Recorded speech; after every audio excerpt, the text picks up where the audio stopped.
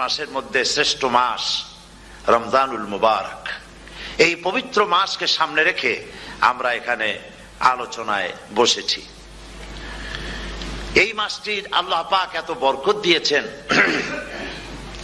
এই মাসটির সম্পর্কে রাসূল করিম সাল্লাল্লাহু আলাইহি ওয়াসাল্লাম আখেরি শাবানে খুতবা পেশ করেছিলেন এবং সেই খুতবায় তিনি বলেছিলেন, হে উপস্থিত জনগণ, হে মানব মণ্ডলী, আল্লাহ পাক আমাদের জন্য একটি পবিত্র মাস আমাদেরকে দিচ্ছেন, দান করেছেন, যে মাসটির নাম হচ্ছে রমাদান। রমাদান হচ্ছে রামদুন, রা মিম দত, রম ধাতু থেকে উৎপত্তি, এর অর্থ হচ্ছে জ্বালানো, পুড়িয়ে দেওয়া, ভস্ম করে দেওয়া। রমাদান, রমজান মুবারকে যারা নাকি সিয়াম সাধনা করে, আত্মত্যাগ করে, অর্থাৎ তিতিক্ষা, ত্যাগ এবং তিতিক্ষা করে, রমজান মুবারকে আল্লাহ পাক যেভাবে রোজা চান ওইভাবে যারা রোজা রাখে, তাদের সমস্ত গুনাহ সমূহকে আগুন যেমন আবর্জনাকে জ্বালিয়ে দেয়, রোজা যদি সঠিকভাবে কারো হয় তাহলে তার গুনাহগুলিকে এইভাবে জ্বালিয়ে ভস্ম করে দেয়। সুবহানাল্লাহ বিহামদিহি। এই রমাদান আমাদের সামনে। আমি আমার আলোচনার শুরুতে আমি আপনাদের খেদমতে আরজ করতে চাই যে মাসটির মধ্যে আমরা প্রবেশ করতে যাচ্ছি, দুটি জিনিস আমাদের সামনে এখন। একটি হচ্ছে আমরা মাহে রমজানকে ইস্তেকবাল করতে যাচ্ছি, মাহে রমজান আমাদের সামনে। দোয়া করে নেই যে আল্লাহ পাক এই পবিত্র রমজানের সম্মান করার মতো তৌফিক আমাদেরকে দান করো, আর যেভাবে রোজা রাখলে পরে তুমি খুশি হও সেইভাবে আমাদেরকে রোজা রাখার তৌফিক দান করো, বলি আমিন। এটি হচ্ছে সর্বশ্রেষ্ঠ মাস আল্লাহ পাক মুসলমানদের জন্য দান করেছেন। আবারও বলি আলহামদুলিল্লাহ। কোরআন শরীফের মধ্যে আল্লাহ সমস্ত ইবাদতের কথা বলেছেন, কিন্তু ডিটেইলস আলোচনা করেন নাই। হজ করতে হবে, কিন্তু উকুফে আরাফা করতে হবে, রমিয়ে হিজার করতে হবে, রমিয়ে জিবার করতে হবে, তারপরে 7 বার তাওয়াফ করতে হবে, সাফা মারওয়া সাই করতে হবে, এগুলি কিন্তু কোরআন শরীফে আসে নাই, ডিটেইলস আসে নাই। নামাজ পড়তে হবে, কিন্তু জোহরে কয় রাকাত, আসরে কয় রাকাত, মাগরিবে কয় রাকাত, এই রাকাতগুলি কিভাবে বিন্যস্ত করতে হবে কোরআন শরীফে তা আসে নাই, বর্ণনা করা হয়নি। যাকাত দিতে হবে, কিন্তু কত টাকা হলে কত টাকা দিতে হবে, কত মন ধান হলে কতটুকু দিতে হবে, কত ছাগল হলে, কত গরু হলে, কত পরিমাণ সোনা হলে, কত পরিমাণ রৌপ্য মজুদ থাকলে যাকাত দিতে হবে, এর বিস্তারিত বিবরণ কোরআন শরীফে আসে নাই। চিন্তা হতে পারে যে তাহলে এগুলো আমরা পাইলাম কই? আমরা পেয়েছি কোরআনের ব্যাখ্যা হচ্ছে রাসূল করিম সাল্লাল্লাহু আলাইহি ওয়াসাল্লাম, হুজুর এটাকে আমাদেরকে বলে দিয়েছেন। তিনি সারে ছিলেন, শরীয়ত প্রণেতা ছিলেন। তো সমস্ত ইবাদতকে আল্লাহ পাক সংক্ষেপে সংক্ষেপে তিনি আউটলাইন অথবা গাইডলাইন তিনি দিয়েছেন আল্লাহ পাক। রমজান মুবারক হচ্ছে একমাত্র ইবাদত যে রমজান সম্পর্কে আল্লাহ পাক ডিটেইলস পূর্ণ একটি রুকু আল্লাহ পাক আলোচনা করেছেন। সুবহানাল্লাহ। রোজা শুরু করবেন কোনখান থেকে, শেষ করবেন কোথায় গিয়ে, সফরে প্লেনে যখন চলবেন তখন আপনার রোজার অবস্থা কি হবে, যদি দেশে যান তখন কি হবে, অসুস্থ হলে কি হবে, কিভাবে রোজা রাখবেন, কিভাবে রোজা ভাঙবেন, তারপরে কখন শুরু হবে, কখন কি হবে ইত্যাদি বিস্তারিত বিবরণ। রোজার মতো করে এত অন্য কোন ইবাদতের ব্যাপারে আল্লাহ এতটা বলেন নাই যতটা বলেছেন রোজার ব্যাপারে। তাহলে নিশ্চয়ই বুঝতে পারছেন রোজাটা অত্যন্ত গুরুত্বপূর্ণ ইবাদত। সবটাই গুরুত্বপূর্ণ, কিন্তু রোজাটা আল্লাহর কাছে বেশি গুরুত্বপূর্ণ। সুবহানাল্লাহ। আচ্ছা, বেশি গুরুত্বপূর্ণ কেন সে কথা কি বলবো?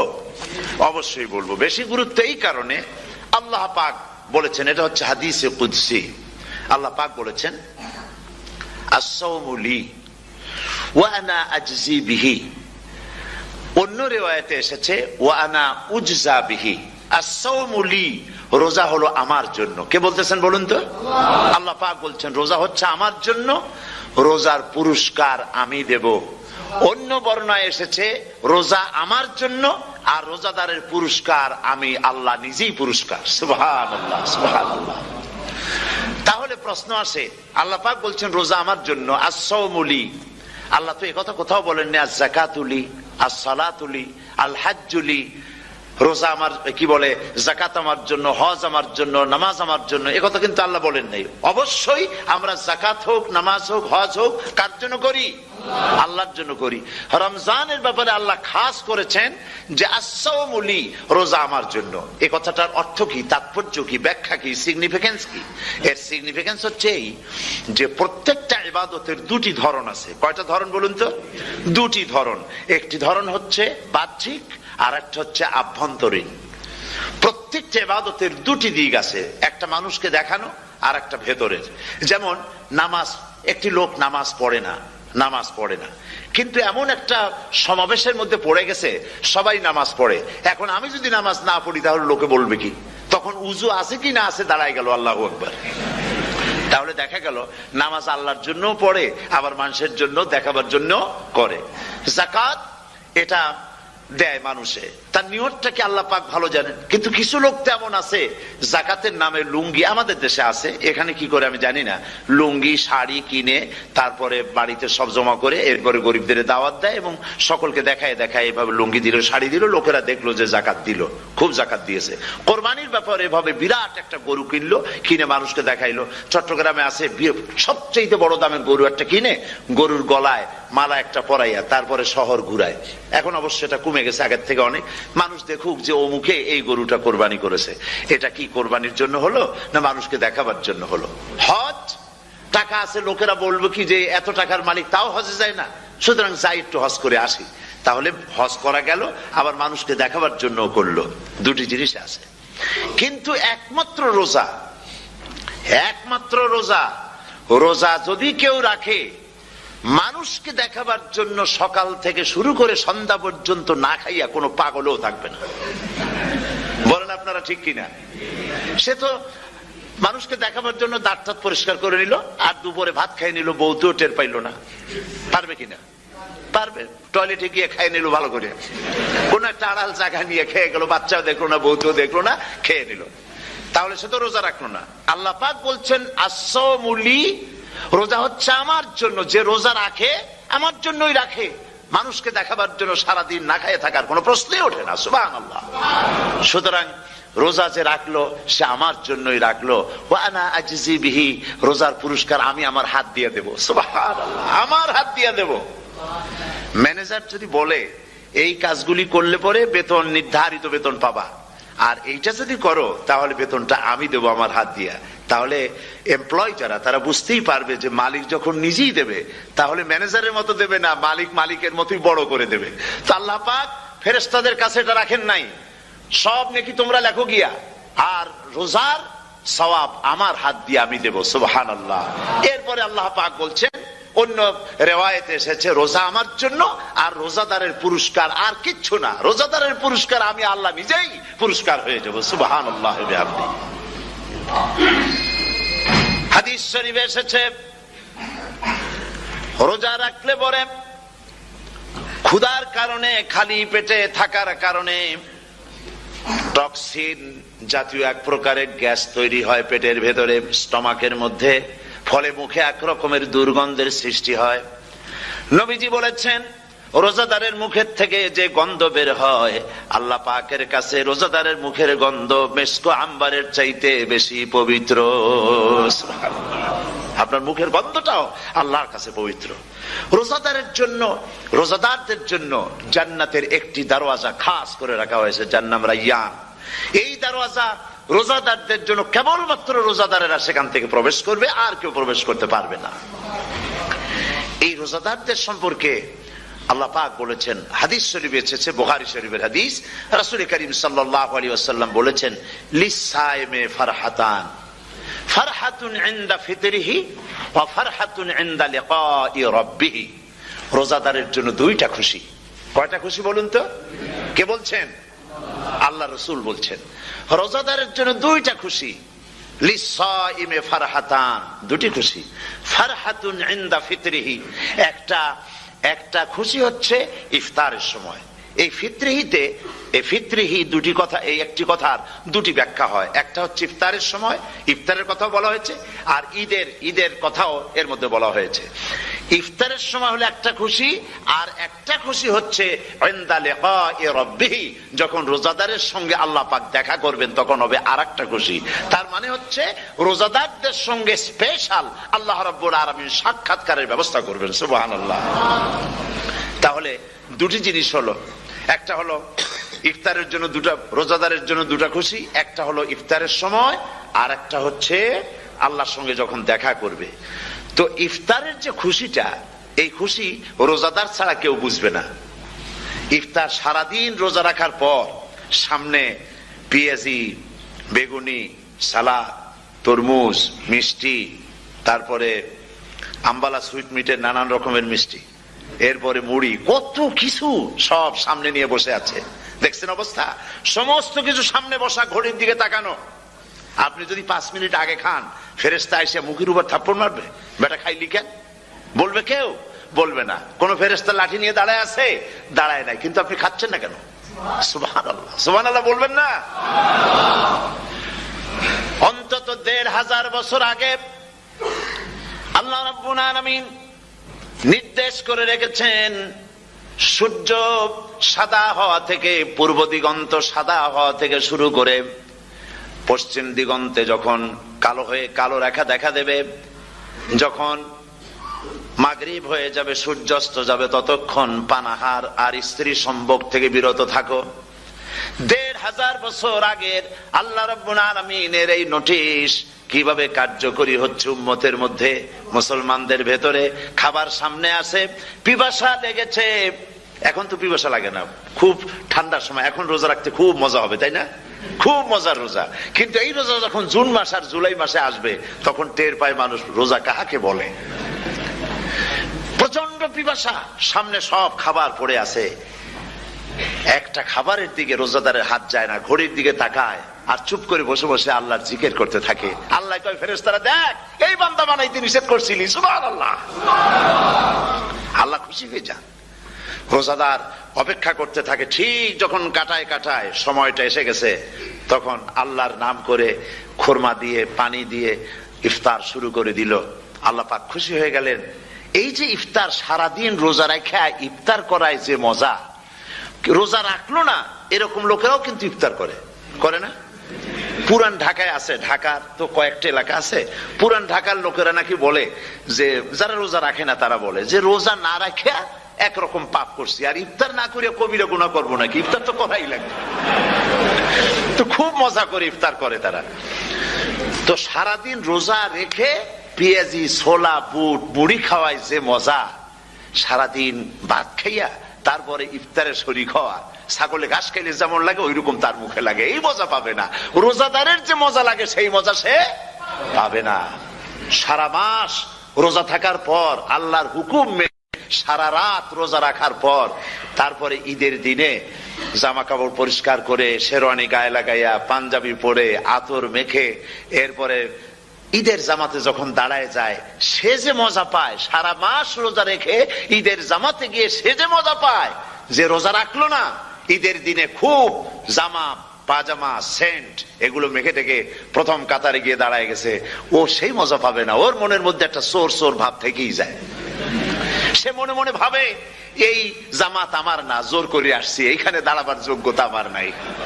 মনের মধ্যে সে একটা অপরাধী ফিল করে, সে ফিল করতে থাকে। সুতরাং রোজাদারের জন্য দুইটা খুশি, একটা হচ্ছে ইফতারের সময়, আর একটা খুশি হবে যখন আল্লাহ তাদেরকে দেখা দেবেন। সুবহানাল্লাহ।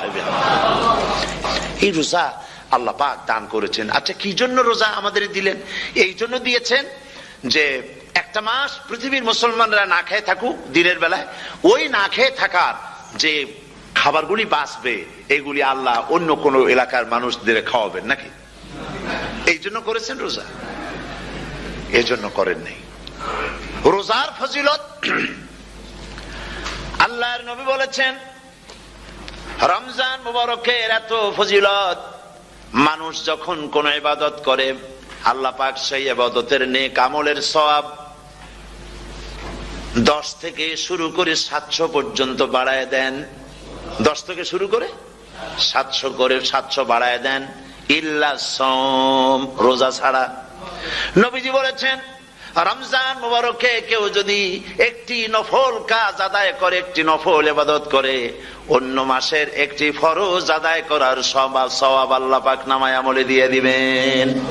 রমজান মুবারকে কেউ যদি একটি ফরজ আদায় করে, অন্য মাসের 70টি ফরজ আদায় করার মতো সওয়াব আমলনামায় আল্লাহ দিয়ে দিবেন। সুবহানাল্লাহ।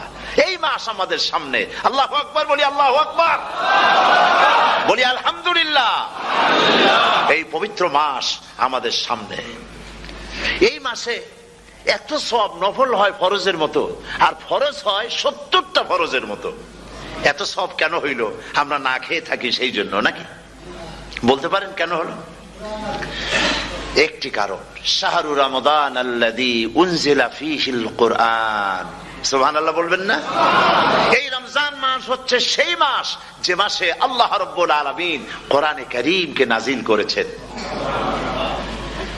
এই মাসের মধ্যে একটি রাত আছে, খায়রুম মিন আলফি শাহর, যে রাতটি 1000 মাসের চাইতে বেশি গুরুত্বপূর্ণ আল্লাহর কাছে। সুবহানাল্লাহ। একটি রাত 1000 মাসের চাইতে গুরুত্বপূর্ণ। 1000 মাস ক্যালকুলেটর দিয়ে হিসাব করলে দেখা যায় যে 1000 মাসে 83 বছর 4 মাস হয়। তাহলে তার অর্থ কি এই যে একটানা 83 বছর 4 মাস ইবাদত করলে যে সওয়াব হবে, এই রাত্রে ইবাদত করলে সেই সওয়াব হবে? হতে পারে, এরকম হতে পারে, কিন্তু ব্যাখ্যাটা কি? ব্যাখ্যাটা হচ্ছে আরবিতে আলফুন শব্দ দিয়ে 1000 বোঝানো হয় না।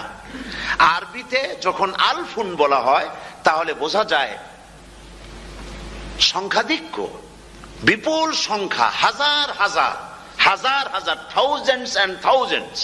এইটাকে বোঝাবার জন্য আরবিতে ব্যবহার করা হয় আলফুন, হাজার হাজার। তাহলে আল্লাহ কি বুঝাতে চাচ্ছেন? আল্লাহ রাব্বুল আলামিন তিনি আয়াত দ্বারা বুঝাতে চান, এর ব্যাখ্যা হচ্ছে এই পৃথিবীর মানবতার কল্যাণের জন্য, এই পৃথিবীর মানুষের ভালাইয়ের জন্য, মঙ্গলের জন্য হাজার হাজার মাস ধরে এই পৃথিবীর মানুষের যে কল্যাণ হয় নাই, এই রমজান মুবারকে একটা রাত আছে যেই রাতে আল্লাহ রাব্বুল আলামিন মানবতার সেই কল্যাণ করেছেন। সেই কল্যাণ কি দিয়ে করেছেন? শাহরু রমাদান আল্লাযী উনজিলা ফীহিল কোরআন, কোরআন নাজিল করে পৃথিবীর মানুষকে সেই কল্যাণ আল্লাহ দিয়েছেন। সুবহানাল্লাহ। বন্ধুগণ, কোরআন, কোরআন কি নিয়ামত আমাদের কাছে! সেই নিয়ামতকে আমরা চিনলাম না, আমরা বুঝতে পারলাম না কত বড় নিয়ামত আল্লাহ আমাদের দান করেছেন। এই কোরআন যেন আপনি শুনতে পারেন, পড়তে পারেন, বুঝতে পারেন, সেই জন্য আল্লাহ রাব্বুল আলামিন শরিয়াত কি সুন্দর ব্যবস্থা করেছে। কোরআন শোনার জন্য রমজান মুবারকে তারাবিহের নামাজের ব্যবস্থা করা হয়েছে। সুবহানাল্লাহ, সুবহানাল্লাহ। যারা সব সময় পড়তে পারেন না, কোরআন তেলাওয়াত জানেন না, অথবা সারা বছরও এক খতম কোরআন শরীফ পড়া হয় না, শরিয়াত কি সুন্দর বিধান করলো যে আপনি যেন 30 পারা কোরআন শরীফ শুনতে পারেন। এই ব্যবস্থা তারাবিহের নামাজের মধ্যে শরিয়াত করে দিয়েছে। আলহামদুলিল্লাহ, আলহামদুলিল্লাহ। যাদের টাকা কড়ি আছে আমি তাদেরকে অনুরোধ করব, যদি পারেন তাহলে মেহেরবানি করে রমজান মুবারকে উমরা পালন করবেন। আমি উমরার নিয়ত করেই এসেছি, ঢাকা থেকে উমরার নিয়ত করেই এসেছি, আপনাদেরকে দেখে গেলাম। আর আমি এখান থেকে ডাইরেক্ট মদিনা মুনাওয়ারায় চলে যাব ইনশাআল্লাহ। লাইলাতুল কদর পর্যন্ত হারামাইনুশ শরীফাইনে কাটাতে চাই, নিয়ত করেছি। আপনারা দোয়া করুন আল্লাহ যেন কবুল করেন।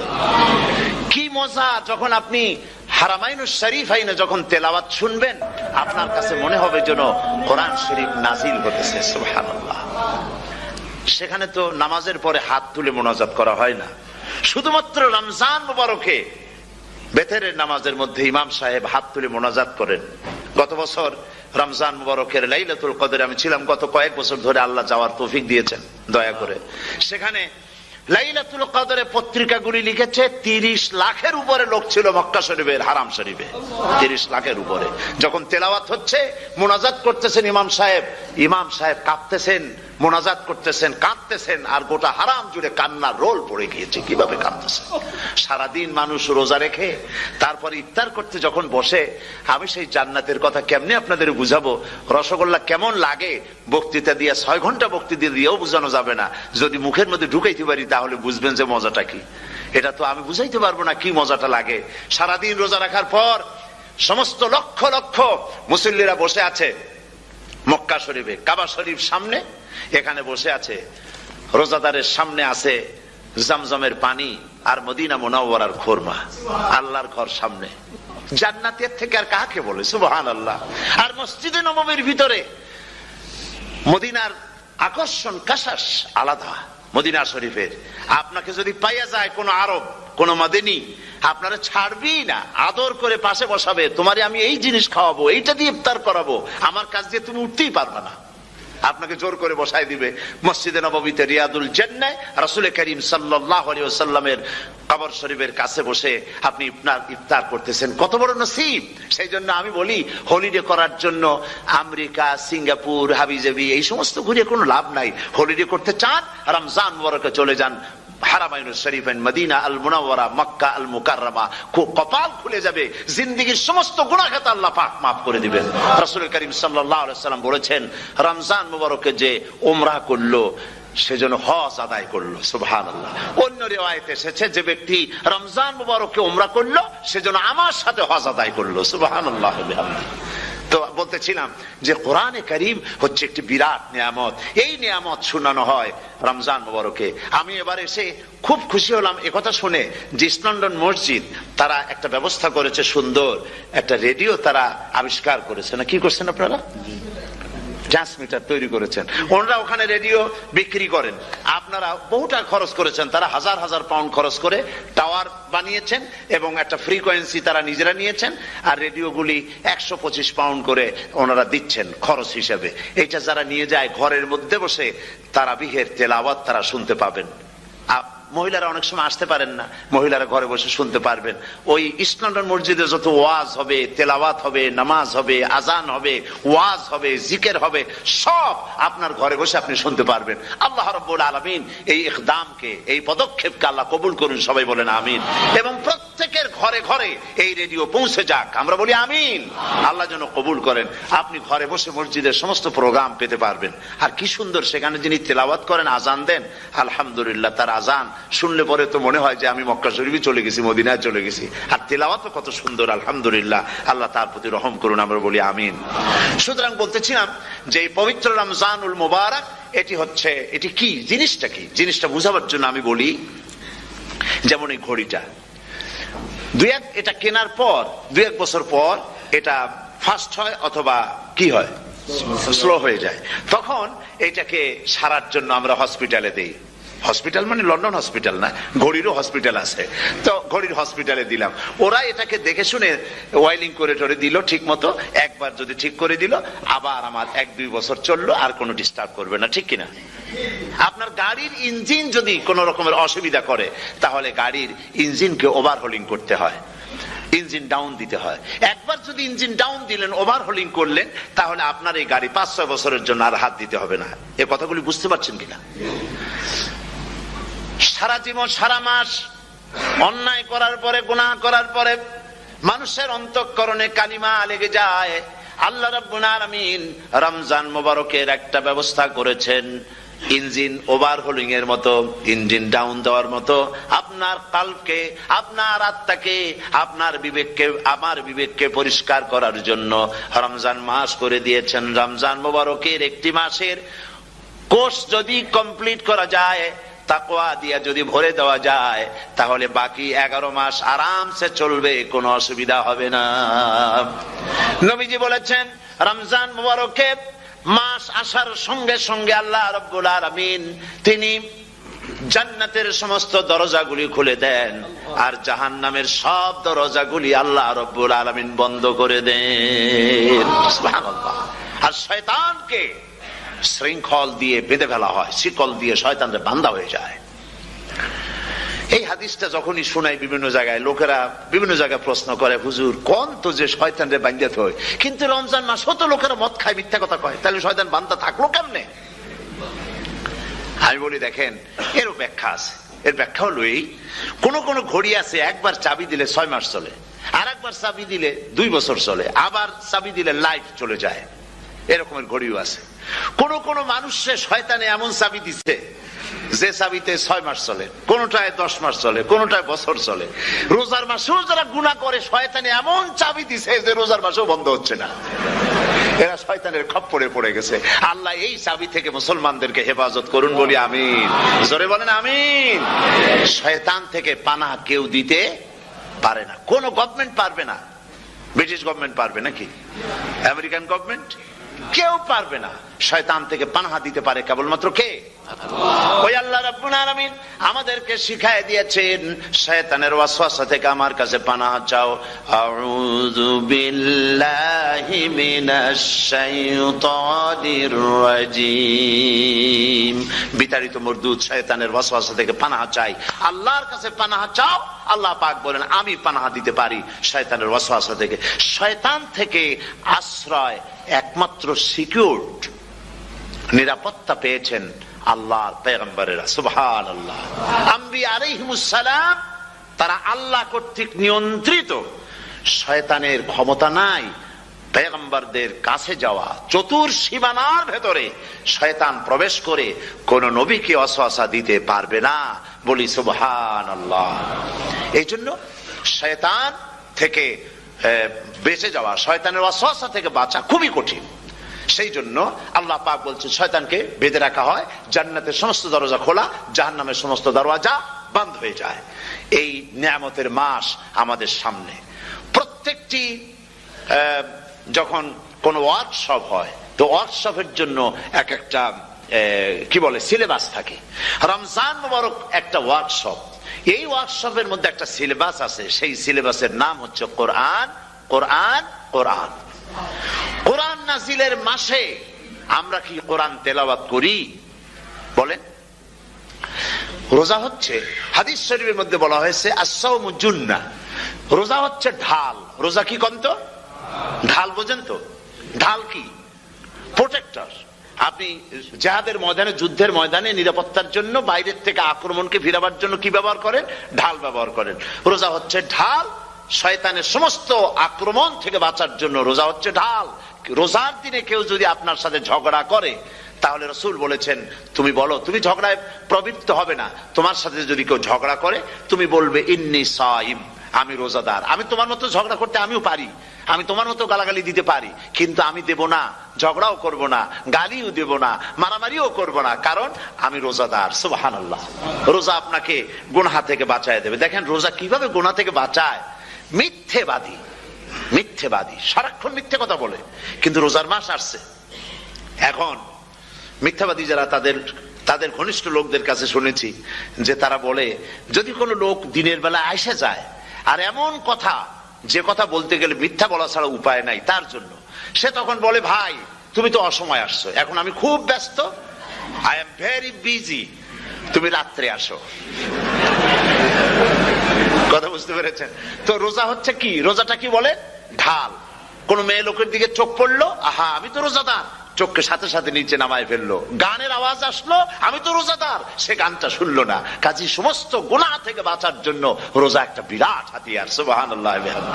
এই মাসে আল্লাহ রাব্বুল আলামিন এই মাসটা, এই রোজাটা কেন দিয়েছেন? লাআল্লাকুম তাত্তাকুন, ইয়া আইয়ুহাল্লাযীনা আমানু কুতিবা আলাইকুমুস সিয়ামু কামা কুতিবা আলাল্লাযীনা মিন ক্বাবলিকুম লাআল্লাকুম তাত্তাকুন। হে বিশ্বাসীরা, তোমরা যারা ঈমান এনেছো, শোনো, আমি রোজাকে তোমাদের জন্য ফরজ করেছি, যেমন করে ফরজ করেছিলাম তোমাদের পূর্বপুরুষদের উপরে। রোজা শুধু আমাদের উপরে ফরজ হয়েছে তা না, আমাদের আগে যারা যেসব নবীরা আসছিলেন তাদের উপর রোজা কি ছিল? ফরজ ছিল। সুতরাং এই রোজা তোমাদের উপরে ফরজ, এই জন্য লাআল্লাকুম তাত্তাকুন, যাতে করে তোমরা কি হতে পারো? পরেজগার হতে পারো। কি হতে পারো? পরেজগার, মুত্তাকি হতে পারো, আল্লাহকে ভয় করতে পারো। একমাত্র আল্লাহর ভয় মানুষকে ভালো বানাতে পারে। একটা মানুষ জান্নাতে যাওয়ার জন্য, জাহান্নাম থেকে বাঁচার জন্য একটা জিনিস, কয়টা জিনিস বলেন? একটি জিনিস যদি ভেতরে থাকে, তাহলে সমস্ত গুনাহ থেকে বাঁচতে পারে। আর একটি জিনিস যদি না থাকে তাহলে এমন কোন কাজ নাই পৃথিবীতে যা সে করতে পারে না। সেই কাজটার নাম কি? তাকওয়া। সবাই বলেন কাজটার নাম কি? তাকওয়া। যদি ভেতরে আল্লাহ পাকের ভয় থাকে, রব্বুল আলামিন আমাকে দেখছেন, তিনি আমাকে শুনতেছেন, এই ভয় যদি অন্তঃকরণের ভিতরে থাকে, তাহলে এই লোকটি কোনো গুনাহের কাজ করতে পারবে না, মিথ্যা বলতে পারবে না, ওজনে কম দিতে পারবে না, খাদ্যে ভেজাল দিতে পারবে না, শয়তানি বদমাশি করতে পারবে না। আর যদি এই জিনিসটির অভাব থাকে, যদি তাকওয়া না থাকে, তাহলে সমস্ত অন্যায় কাজ সে করতে পারবে। এই জন্য আল্লাহ রাব্বুল আলামিন বলেন, রোজা এই জন্য দান করেছে যাতে করে, রোজার মাস এই জন্য দিলাম, লাআল্লাকুম তাত্তাকুন, তোমাদের ভিতরে তাকওয়ার সৃষ্টি হয়। এই ওয়াজ আমি আপনাদের সামনে অনেকবার করেছি। হযরত ওমর রাদিয়াল্লাহু তাআলা আনহু রাতের বেলায় ঘুরতে ঘুরতে দেখেন এক বাড়িতে আলো জ্বলছে, শেষ রাত। এই রাত্রে বাড়িতে আলো জ্বলে কেন? ভাবলেন কোন অসুখ বিসুখ হলো নাকি। তো উনি কাছে গেছেন, গিয়ে কান পেতে শুনতেছেন। বাড়ির মালিক বুড়ি তার যুবতী মেয়েকে ডেকে বলছে, মা ওঠো, তাড়াতাড়ি ওঠো। কেন? কয় যে সকাল তো হয়ে গেল, দুধ দই এনেছি, আমি দুধ এনে রাখছি, এখন তুমি পরিমাণ মতো সবটা পাত্রে পানি দিয়ে ভরে দাও, তাহলে ওজন বেশি হবে আর আমরা ভালো লাভ করতে পারবো। মেয়ে বলছে, মা তুমি বলো কি, এটা আমার দ্বারা সম্ভব না। কেন সম্ভব নয়? হযরত ওমর এক ফরমান জারি করেছেন, তিনি বলেছেন তিনি পানিতে দুধের মধ্যে পানি মিশাতে নিষেধ করেছেন। তাছাড়া রাসূল করিম সাল্লাল্লাহু আলাইহি ওয়াসাল্লাম খাদ্যদ্রব্যে ভেজাল দিতে নিষেধ করেছেন। কাজী হযরত ওমরের এই নির্দেশকে আমি অমান্য করতে পারবো না। মা বলছে, দেখো ওমর এখন তো ঘুমাইতেছে, এত রাত্রে তিনি কি এখানে আসছেন নাকি আমাদের এই কারবার দেখতে? তুমি পানি মিশাও ইচ্ছে মতো। মেয়ে বলছে, মা হযরত ওমর ঘুমাতে পারেন, তার পুলিশেরা, তার গোয়েন্দা বিভাগের লোকেরা ঘুমাতে পারেন, হযরত ওমরের চোখকে ফাঁকি দেওয়া যাবে, হযরত ওমরের পুলিশকে ফাঁকি দেওয়া যেতে পারে, কিন্তু আল্লাহ রাব্বুল আলামিনের চোখকে ফাঁকি দেওয়া যাবে না। আমার পক্ষে সম্ভব নয়, আমি দুধে পানি মিশাতে পারবো না। হযরত ওমর রাদিয়াল্লাহু তাআলা চলে গেলেন, গিয়ে তার ছেলেকে ডেকে বললেন, ছেলে আমি তো এখন বুড়া হয়ে গেছি, আমার বিয়ের বয়স নাই, আমি একটা মেয়ের খোঁজ নিয়ে আসছি, যদি আমার বয়স থাকতো এই মেয়েটার আমি বিয়ে করতাম। সুবহানাল্লাহ, সুবহানাল্লাহ। তো এই মেয়েটা তুমি খোঁজ নাও, যদি বিয়ে না হয়ে থাকে তুমি প্রস্তাব দাও বিবাহের। কি সৌন্দর্য তিনি দেখলেন মেয়েটার মধ্যে, স্বাস্থ্য, রূপ, যৌবন, কি দেখলেন? তাকওয়া। জোরে বলেন না, কি দেখলেন? তাকওয়া। এই তাকওয়া তিনি দেখলেন। এই তাকওয়ার উপরে ভিত্তি করে আমিরুল মুমিনিন, অর্ধেকটা পৃথিবীর প্রেসিডেন্ট, খলিফাতুল মুসলিমিন, আমিরুল মুমিনিন হযরত ওমর তার ছেলের জন্য পুত্রবধূ করে তাকে ঘরে নিয়ে আসলেন। সুবহানাল্লাহ। ফায়দা কি হলো? ফায়দা এই হলো, এই মেয়ের গর্ভে যে মেয়ে হলো, সেই মেয়ের গর্ভে ফারুক সানি, হযরত ওমর ইবনে আব্দুল আজিজ রাহমাতুল্লাহ আলাইহির মতো ফারুক সানি আল্লাহ দান করে দিলেন। সুবহানাল্লাহ বিহামদি। এটা নাম হচ্ছে তাকওয়া। এই তাকওয়ার ব্যাপারে হযরত ওমর রাদিয়াল্লাহু তাআলা আনহু তিনি হযরত কাব বিন উবাই রাদিয়াল্লাহু তাআলা আনহুকে জিজ্ঞেস করেছিলেন যে তাকওয়ার একটা ব্যাখ্যা আপনি কি আমাকে বলতে পারেন, তাকওয়ার ব্যাখ্যাটা কি? তিনি বললেন, হ্যাঁ পারি। কি ব্যাখ্যা?